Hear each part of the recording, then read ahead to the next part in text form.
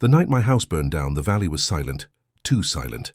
The flames rose high enough to turn the pine trees into black silhouettes against a blood-red sky. I stood in the dirt, barefoot, watching the fire devour everything I'd built. Every photo, every memory, every piece of my father's work, gone in minutes. The firefighters arrived too late, and the air reeked of gasoline. When the sheriff asked if I had any enemies, I almost laughed. "Just one," I said quietly, "and she wears pearls to HOA meetings." Her name was Karen Whitmore, self-declared queen of the Homeowners Association, a woman who ruled the valley with fake smiles and legal threats. She fined veterans for flagpoles and threatened widows over garden gnomes. When I rebuilt my cabin without her approval, she called it a violation. When I refused to bend, she called it war. And now I was staring at the battlefield she'd chosen, my land, smoldering, ash dancing in the moonlight. The next morning I went back to the ruins. The smell of smoke still clung to my skin. That's when I noticed it, the small, melted remains of a HOA warning notice, half burned right where my front porch had been. It was the same letter she'd taped to my door just days before, the one that read, "Remove unauthorized construction or face legal action." Except now, the legal action looked more like arson. Neighbors whispered. Some pitied me. Others feared her too much to speak. But I didn't yell. I didn't break. I just stared at what was left of my home and made a silent promise. She'd regret ever thinking she could destroy what wasn't hers. That night, as the valley cooled and the ashes settled, I began collecting evidence. Security camera footage, insurance records, every text, every email, every threat she ever made. So I wasn't just going to rebuild, I was going to expose her. And months later, when the gavel slammed in that courtroom, and she walked in wearing her pearls and her smug grin, I remembered that night under the flames, because what came next would turn the entire valley upside down. Before the fire, the valley had been more than just home. It was legacy. My grandfather built the first cabin there with his bare hands, back when the land was wild and free, long before the HOA's manicured lawns and color-coded mailboxes took over. My father taught me that land isn't just soil, it's story. But when he passed, I left for work overseas, and in my absence, the HOA crept in like ivy, slow, quiet, suffocating. By the time I returned, they'd turned the valley into a fortress of rules. No renovations without approval, no gatherings without notice, no soul without permission. Karen had risen to power during that time. She wasn't elected, she was enthroned. She'd smile while fining you, sip coffee while threatening your home, and wrap every order in the language of community standards. And when I refused to repaint my cabin to fit HOA aesthetic, compliance, she made me her personal target. Letters turned to warnings, warnings to threats. Threats to visits from code inspectors who'd conveniently show up at dawn. But nothing, not even her endless bullying, could have prepared me for the fire. At first, the investigation went nowhere. No fingerprints, no witnesses. Just gasoline residue near the porch. When I mentioned her to the sheriff, he shrugged. "You'd need proof," he said, "proof." So I started digging.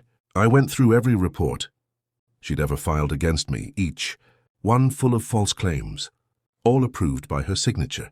I found an HOA email chain complaining about my non-compliance, and one chilling line, "We'll handle this before he makes more trouble." It wasn't proof yet, but it was motive. Then came the insurance call, a claim already filed in my name before I'd even submitted one. Someone had tried to cash out on my property. That's when I realized this went deeper than spite. This wasn't just a feud. It was a setup. Neighbors started talking quietly, nervously. A delivery driver remembered seeing Karen's SUV the night before the fire. Someone else overheard her bragging that one less cabin means one more lot for development. Piece by piece, the puzzle came together. And when I finally opened her HOA financials, I found something that made my blood run cold. She hadn't just destroyed my home. She'd been building her empire on my ashes. Karen Whitmore didn't start as a villain. At least that's what people said once. She'd moved into the valley years ago, all charm and charity. The kind of newcomer who baked cookies for her, neighbors, and hosted barbecues on weekends. But beneath that polished smile was hunger. The kind that no amount of social Approval could feed.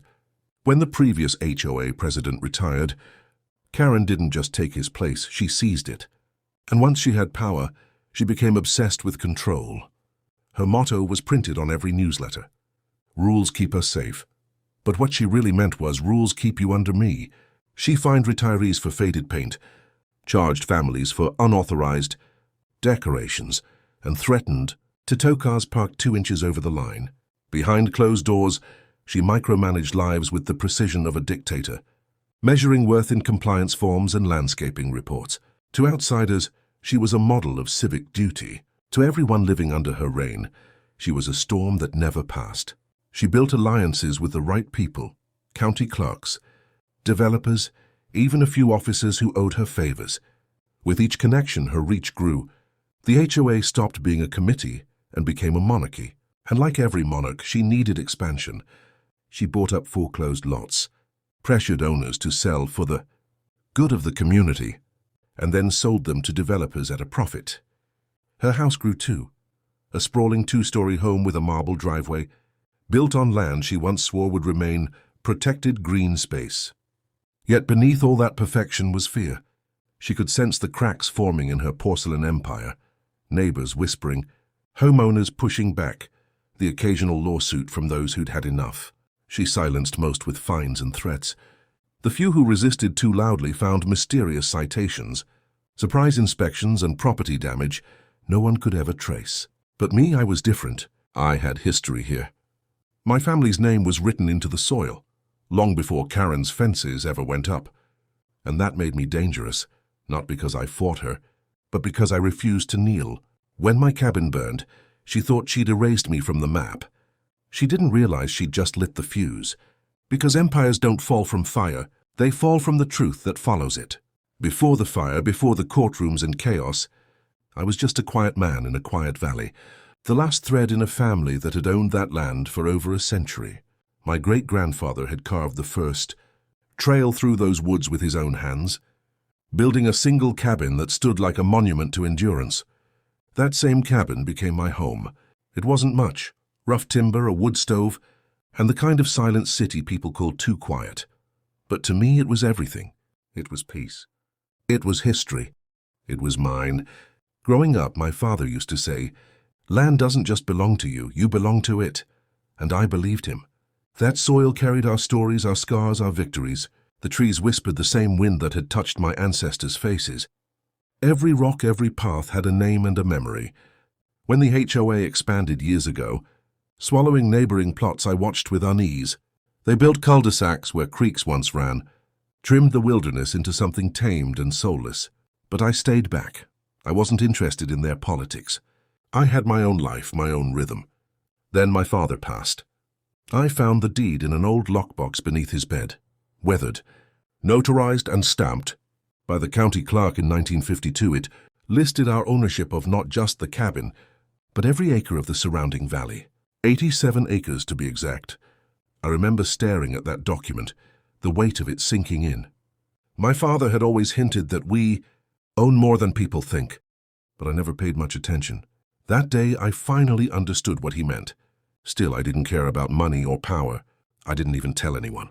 I just wanted to live quietly, restore the cabin and honor what my family built. But Karen and her HOA had other plans.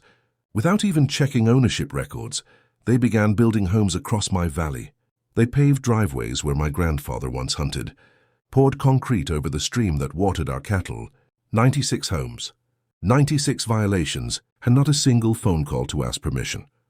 They thought I was just some hermit in the hills, but I was the heir to everything they'd claimed. And when they burned down my home, I realized something terrifying. They weren't going to stop until I made them. It started like any other night in the valley. Calm, silent, the air thick with pine and mist. I was sitting on the porch, sipping coffee, when I noticed something strange, the faint orange flicker beyond the tree line. At first, I thought it was lightning, or maybe someone's campfire catching the dusk. But then came the sound. A low crackle that grew into a roaring hiss. My stomach dropped. Fire.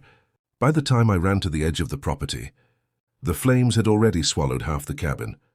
They moved like something alive, a beast made of smoke and rage. I remember the heat hitting my face, so strong it felt like the world itself was breathing fire. I grabbed the hose, tried to fight it, but it was useless. The wood, old, dry and rich with years of varnish, went up like paper. Then, through the smoke, I saw them, a shadow of a person at the tree line, a figure holding what looked like a red gas can. My heart stopped. I shouted, but they turned and ran into the dark. The fire had been set deliberately. I called the fire department, but by the time the trucks arrived, there was nothing left. My home was ash. My father's photographs, my mother's journals, the deed that proved our ownership, gone. As the embers cooled, the HOA arrived, led by Karen herself. She stood there, arms crossed, pretending to be sympathetic. "So tragic," she said. "Maybe now we can help you rebuild properly." Under HOA supervision this time. That's when I knew. She wanted the fire. It wasn't an accident. It was her way of cleansing what she saw as a stain on her community. But here's the thing about people like Karen. They never expect you to fight back. She thought she'd broken me, erased the past.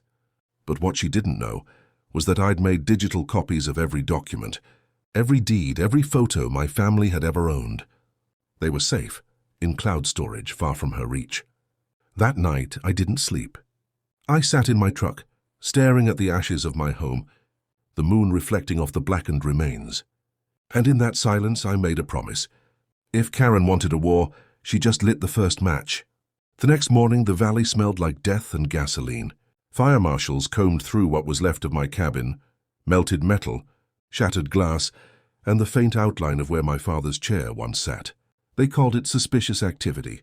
I called it what it was, arson. But suspicion doesn't prove guilt.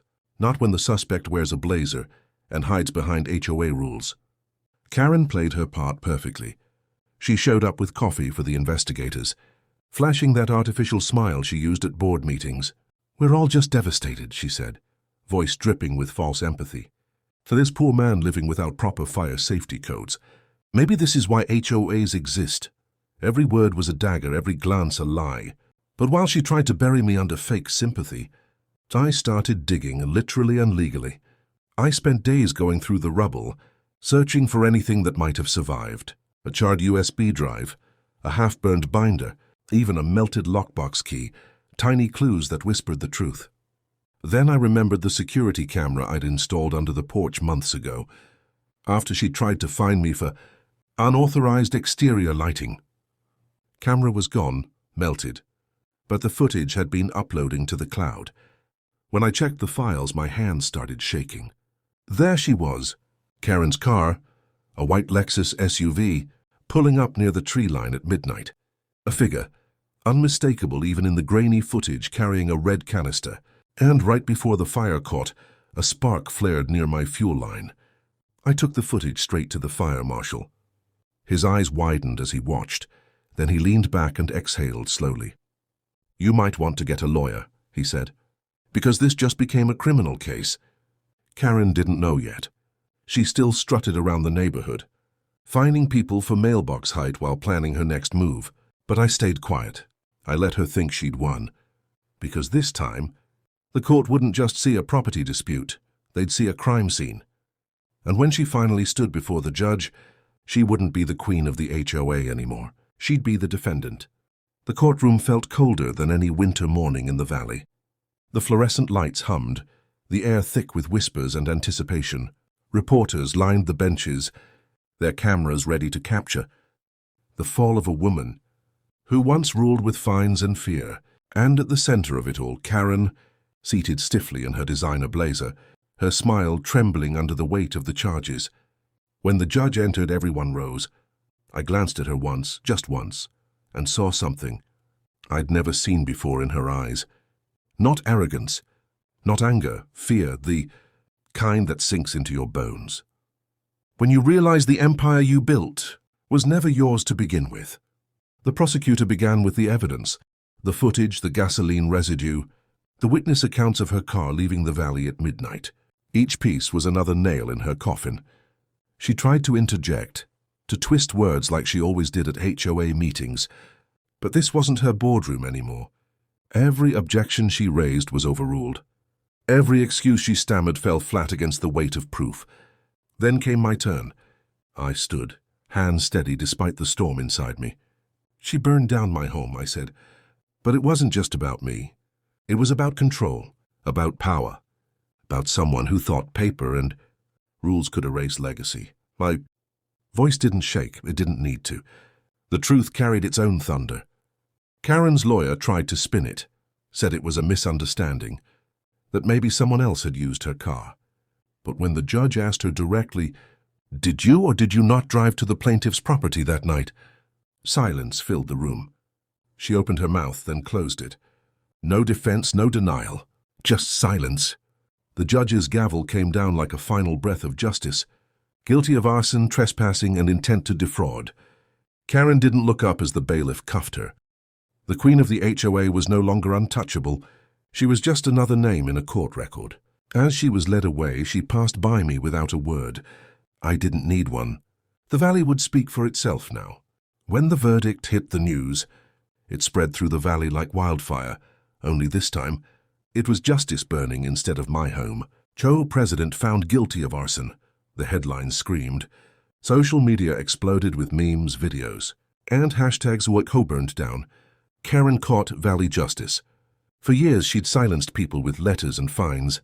Now the whole world had a voice, and it was shouting her downfall. Neighbors who once hid behind blinds came knocking on my door, or what was left of it. Some brought food, others just apologies. "We're sorry," one old man said, his eyes glistening. We were scared to stand up to her. I just nodded. Fear had ruled this place long enough. It was time for something else to take root. Courage. The county stepped in next. The HOA was dissolved, their power stripped overnight. Every rule, every restriction Karen wrote, gone. The signs came down, the fences opened up. Kids played in yards again. People painted their houses however they pleased. And for the first time in years, laughter echoed through the valley instead of complaint letters and threats. I rebuilt not just the cabin, but the trust between neighbors. We worked together, no HOA, no power games, just people reclaiming what was always theirs. And as we hammered nails and replaced boards, I realized something. This wasn't just my victory. It belonged to everyone who'd ever been bullied by someone hiding behind rules. One night, as the new cabin stood finished under the stars, I stood on the porch and breathed in the quiet. The pine trees whispered in the breeze, the same way they did when my father was alive. The land was scarred but not broken, just like me. Karen's sentence came and went. Her empire turned to dust. But her story, it became a warning, a reminder that control built on greed always collapses. As I watched the first light of dawn spill over the valley, I whispered to myself, home isn't just a place. It's what survives the fire. The morning after her sentencing, the valley felt different, lighter, freer, almost reborn. For the first time in years, sunlight touched every rooftop without being filtered through the shadow of Karen's rules. The air smelled of pine and sawdust as we finished the final boards on my rebuilt cabin. Each nail I drove in felt symbolic, a promise that no one would ever take this land from us again. I planted the first tree beside the porch, just where my father once sat drinking his morning coffee. I could almost hear his voice in the wind, calm and steady. "Protect the land, son. It remembers who stood for it." His words, once a memory, had now become my purpose. So I founded something new. The Valley Trust. I'm into a simple idea. Neighbors governing neighbors, not power-hungry boards. No more fines, no more threats, just respect and responsibility. The old HOA office turned into a community hall. The same room that once echoed with Karen's shouting now hosted laughter, music and potlucks. People who hadn't spoken in years started sharing meals again. It was as if burning down my house had burned away the fear that kept everyone apart. Sometimes late at night I'd step outside and look across the valley of the homes glowing softly under the moon. Smoke curling from chimneys, kids' laughter still lingering in the distance. It was peace, hard-earned and real. The scars of the fire were still visible in the soil, but they told a story, one of survival, unity, and rebirth. I took a deep breath, feeling the weight of everything that had happened.